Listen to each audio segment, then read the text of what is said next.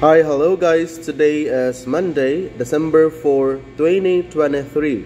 Guys, just to inform you, ito po ang pinaka-perfect na buwan, no? Because December is the busiest month of the year. So ito yung pinaka-perfect na buwan para kumita tayo ng mas malaki pang pera.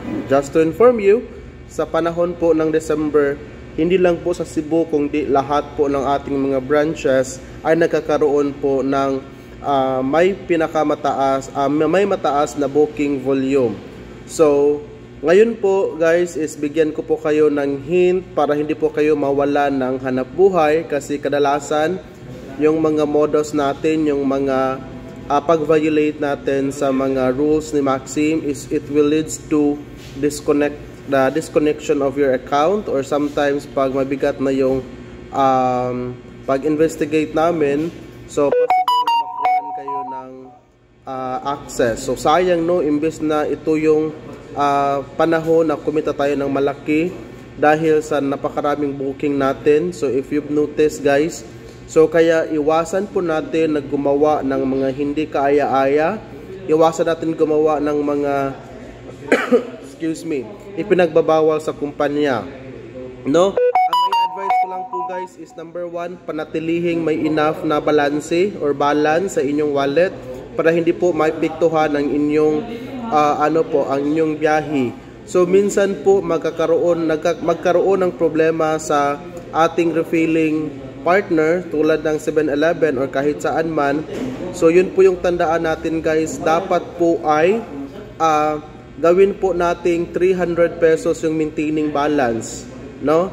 Kasi pag magka-problema yung 7-Eleven, at least makabiyahe pa tayo kasi may balance pa tayo guys. So if possible, mag-ano po tayo ng malaking balance sa ating account para just in case magkaroon ng problema sa refill, is patuloy pa rin yung pag-refill natin. Bayamin yung pagbabiyahe.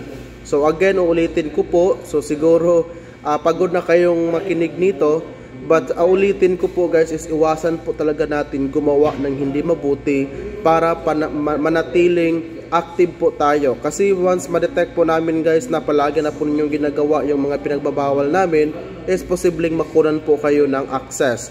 So pag makuran kayo ng access, meaning to say, hindi po tayo makabiyahe. So yun po guys. So as of now, na may mga maraming booking tayo, so tumaas yung bilang ng ating mga orders. So meaning, pag tumaas yung bilang ng ating mga orders, posibleng tataas din po yung mga kita natin, ha? So yun po, basta palaging isip po talaga natin na kahit ano pong modus ng mga scammers or anong mga technique nila, as long as ang ending or kapatunguhan ng isang order or transaction na pinapabayad kayo through teller machine or pinapabayad kayo through counter na walang item or nagpapa-as if na ganito ganyan, basta yung ending guys is pinapabayad kayo through 7-Eleven, Palawan, Cebuana, Imloilier or kahit anong remittances, yan po ay mahigpit na ipinagbabawal. So again, sa lahat po ng mga driver na nagre-refer ng kanilang kapwa driver para magmaniho sa Maxim, so magkaroon po kayo ng 400 e-coins. Dapat gamitin po natin yung ating referral bonus. And sa mga lahat po ng mga baguhang drivers na papasok sa Maxim, of course, meron po kayong 1 week 0% commission. So saan na kayo dyan?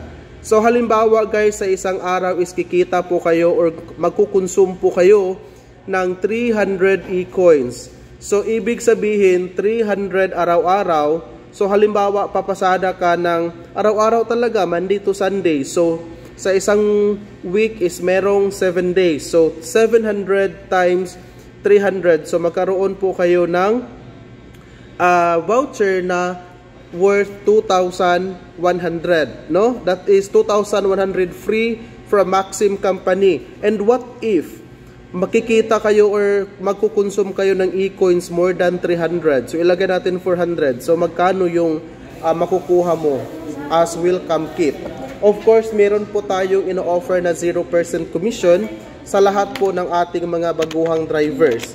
So para ma-claim ito is pwede kayong bago pumapasada, pwede kayong pumunta sa office or kung magre-refer kayo ng mga driver para to make sure magamit sa tama at saktong proseso ang inyong mga referral bonus is maaaring dalhin sa office para may orient namin sila agad. At the same time, once hit na po nila yung target is papasok po yung 400A coins sa inyo sa nag-refer as referral bonus, and of course ma-activate po yung 0% commission ni driver na bagong pasok sa company. So again guys, so ulitin ko po, as of now we are actually experiencing a high booking volume, and that is every day.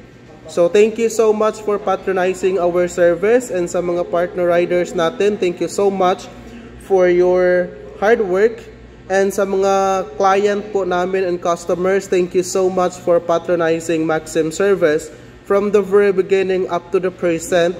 You are never po kaming na-fail sa inyo for all your support. So again, sa mga modos is iwasan po talaga natin yung mga customer and receiver na may mag-aalok or magpapa-as if na rider assign or seller na magpapasend ng GCash. Guys, take note. Scam is everywhere, scam is anywhere. So we need to put it in our mind na dapat tandaan po natin, speaking or talking about money, we need to validate at all times. Failure to validate, there will be a tendency na ang ending is ma-fraud kayo or ma-scam kayo. So if you are still new to my page and if you would like to know more updates para hindi po tayo ma-scam, I recommend you to share this video. I want you also to tag your friend or share it with your friend or follow my Facebook page para lahat. So once again, this is Christopher aka Chris Loloy PH. You have a wonderful day guys, everyone. Happy advance Merry Christmas and a Happy New Year. Bye bye.